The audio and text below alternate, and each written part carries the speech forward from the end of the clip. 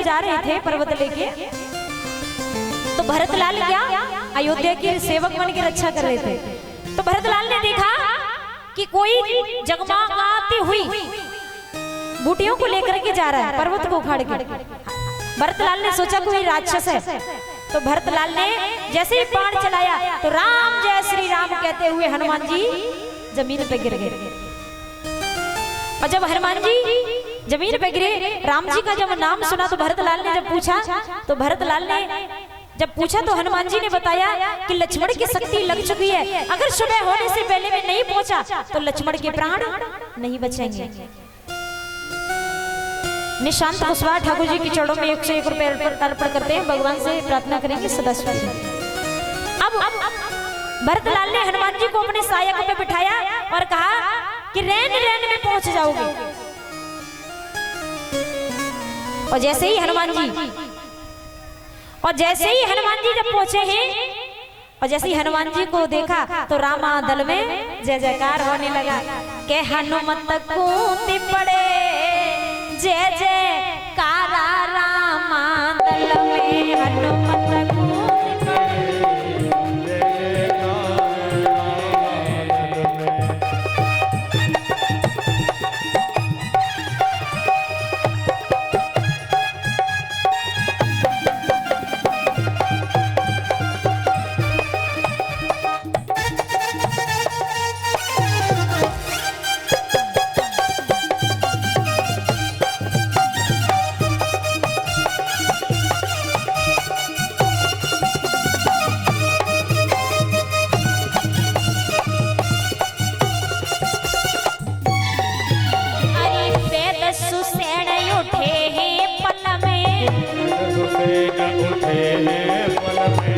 अरे दौड़ लई बूटी हाथन में, के होठ पिलाई रहे जय जय कारा रामा दल में हनुमत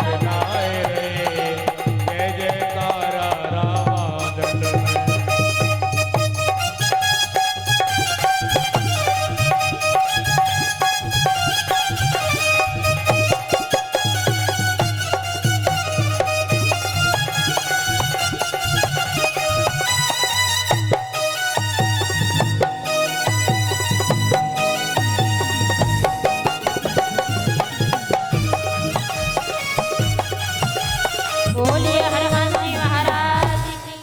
जैसे हनुमान जी को देखा पूरे रामादल में जय जयकार होने लगा। वैद सुसैन उठे, संजीवनी बूटी को लिया और लक्ष्मण को सुंघाया। देखो पहला नंबर, जो मूर्छित होता है वो कोई कुछ बस तो निगल नहीं सकता, कि निगल सकता है? आप बताइए, आप बेहोश पड़े हुए हो, आपको कुछ पिलाया जाए कि पी लोगे? नहीं पियोगे। तो वैद सुसैन ने संजीवनी बूटी को लिया और लक्ष्मण को जब सुंघाया तो लक्ष्मण जी राम राम कह करके उठ जाते हैं। बोलिए हनुमान जी महाराज की, बोले रामचंद्र भगवान की, बोले जय जय श्री राम। इस प्रकार लक्ष्मण जी जीवित हो जाते हैं।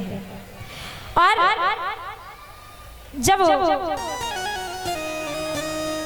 लक्ष्मण जी जीवित हुए और लक्ष्मण के जीवित होने का समाचार जब रावण को मिला तो रावण भयभीत हो गया और अपने भाई कुंभकर्ण को जगाने लगा। किसको जगाने लगा? कुंभकर्ण को। और ये जब कुंभकर्ण की बात आती है ना, तो कुंभकर्ण ने वरदान कुछ और मांगा था और धोखे से उसके मुंह से कुछ और निकल गया। क्या वरदान मांगने वाला वो कुछ और था और हो कुछ और गया। जब ब्रह्मा जी से वरदान मांगने लगा ये कुंभकर्ण, तो इसने मांगा कि मैं 6 महीने में और एक दिन के लिए क्या करूं? सौंप। लेकिन इसके मुंह से गलत निकल गया कि मैं 6 महीने के लगे 100 और एक दिन के लिए जगूं। मांगने वाला कुछ और था और हो कुछ और गया। ब्रह्मा जी ने कहा बढ़िया रहा, अगर ये 6 महीने जगता और एक दिन के लिए सोता तो पूरी सृष्टि को बर्बाद कर देता, सबको मार देता। और ये सोता ज्यादा था, इसीलिए इसके साथ में किसका विवाह हुआ? निंद्रा देवी। निंद्रा देवी कौन थी? इसकी पत्नी अर्धांगिनी। अब ढोल मजीरे बजवाए गए, कुछ राक्षस तो इसके पेट में लौटने लगे, फिर भी नहीं जागा। नगाड़े बजवाए, फिर भी नहीं जागा। पानी डलवाया, बड़ी मुश्किल से, कुछ तो जा जा करके पेड़ उखाड़ के डालने लगे, कुछ करने लगे, जगाने का प्रयास करने लगे। तो महाराज जब जागा कुंभकर्ण कि जागा निश्चर देखहु कैसा,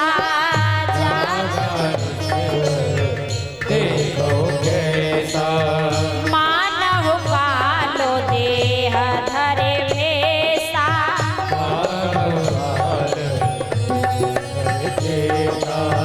कुंभकर्ण पूछा कछु भाई,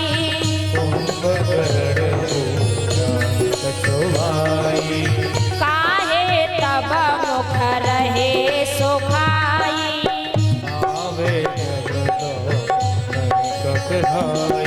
काहे तब मुख रहे सुखाई। जागा निश्चर देखो कैसा, काल के समान शरीर धारण करके बैठा हुआ है। और जैसे ही कुंभकर्ण जागा, पूछने लगा रावण से कि भैया तुम्हारा मुख क्यों सूख रहा है, क्या कारण है?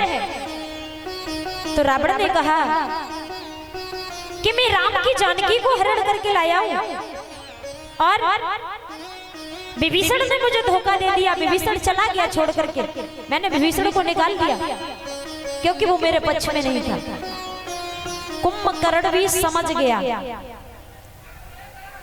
कि रावण जिसको लेकर के आया है वो कोई साक्षात स्त्री नहीं है, वो साक्षात आदि शक्ति है।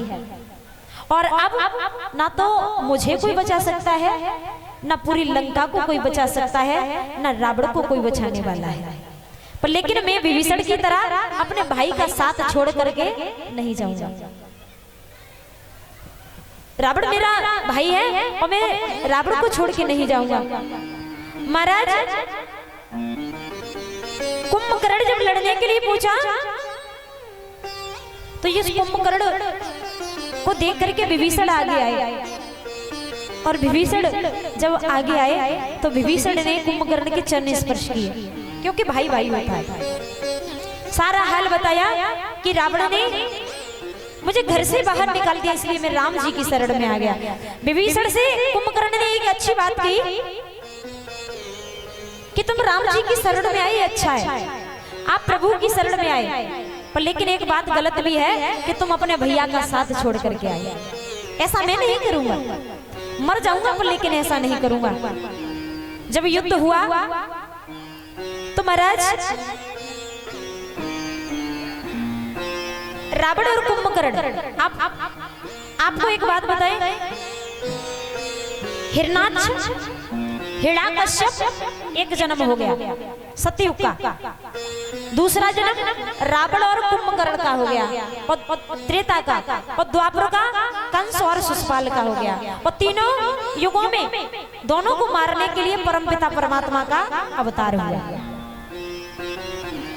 प्रभु राम ने कुंभकर्ण को मारा, और कुंभकर्ण जब मर गया तो रावण बड़ा दुखी हुआ। तो रावण ने पुनः अपने इंद्रजीत पुत्र यानी मेघनाथ को युद्ध करने के लिए भेजा। और जब वो मेघनाथ युद्ध करने के लिए आया तो इस बार लक्ष्मण जी ने मेघनाथ का शीश काट दिया। और शीश क्यों कटा? अब इसमें अभी हमने कुछ देर पहले बताया था कि रावण वो मतलब मेघनाथ और लक्ष्मण की लड़ाई नहीं थी, ये बात सत्य है। यहाँ पर अगर मेघनाथ अपनी पत्नी सुलोचना को बता के जाता तो कभी मेघनाथ रणभूमि में मरता नहीं, कभी नहीं मरता।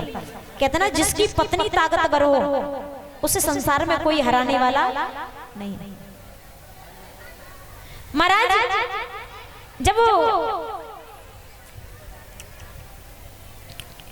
मेघनाथ को लक्ष्मण जी ने मारा तो शीश रामादल में रख लिया, धड़ लंका के द्वार पे पड़ा हुआ है और ये भुजा रानी सुलोचना के महलों में पड़ी हुई है। और रानी सुलोचना ने सपना देखा कि आज मैंने सपने में आप सगुन देखा है कि लंका का विनाश हो गया है और मेरे माथे का सिंदूर छूट रहा है। अब सगुन हो रहा है, नाक की नथुनियां टूट के जा रही है, मेरे पैरों से पायल जा रही है। तब तक जब सनी हुई खून से रक्त से सनी हुई भुजा रानी के महलों में दासी ने देखी, तो दासी ने जब रानी को बताया कि तुम्हारे महलों में रक्त से सनी हुई एक भुजा पड़ी हुई है और हमें ऐसा प्रतीत होता है कि वो भुजा तुम्हारे पति की है। जब रानी सुलोचना भुजा के पास में आई तो रानी ने हाथ नहीं लगाया। हाथ क्यों नहीं लगाया? अब रानी सुलोचना सोच रही है क्या पता मेरे पति ने मुझे अजमाने के लिए कुछ किया हो, मेरे पतिव्रत धर्म को अजमाने के लिए कुछ किया हो। तो रानी सुलोचना ने भुजा से कहा कि यदि मेरे पति का हाथ है और नहीं किसी की चाल, धरनी पर तू लिख जरा रणभूमि का हाल। सुलोचना ने कहा कि अगर तू मेरे पति मेघनाथ की भुजा है तो आज रणभूमि में क्या हुआ, युद्ध में क्या हुआ, वो सब मुझे जमीन पर लिख कर के बता दे। तो मेघनाथ की भुजा जमीन पर लिखने लगी है और क्या लिखने लगी?